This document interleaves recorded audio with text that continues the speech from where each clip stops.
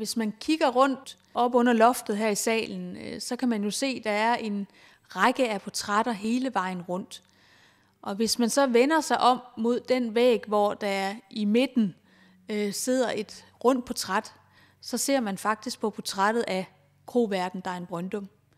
Og han var jo meget vigtig for hele kunstnerkolonien her i Skagen, fordi det var jo på hans hotel, hvor kunstnerne samledes. Det var ham, der gav kunstnerne lov til at dekorere spisesalen med de her malerier og portrætter, vi ser inde i salen.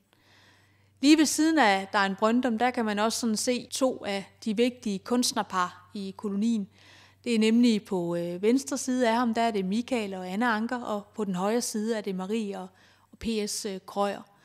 Og hvis man så ellers ser på portrætfrisen på den her side, på den her væg, som vi kalder hovedvæggen, så ser den jo meget velordnet ud. Næsten alle portrætterne kigger ind mod Dein Brøndums runde portræt, så han kommer virkelig i centrum.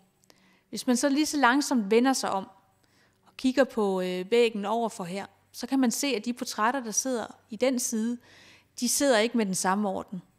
Og det skyldes, at her er der blevet skiftet mange flere portrætter ud, end der er i den anden side.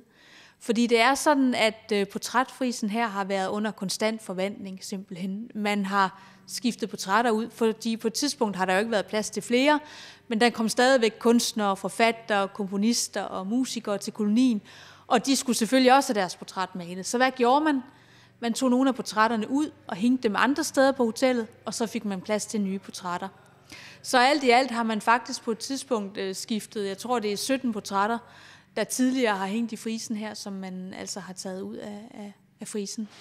Hvis man kigger rundt her, så kan man også se, at der måske umiddelbart er mange flere kvinder, end man lige sådan kender som Skagens malere. Og det var det også. Det skyldtes, at der kom mange flere kvinder, end vi lige kender i dag.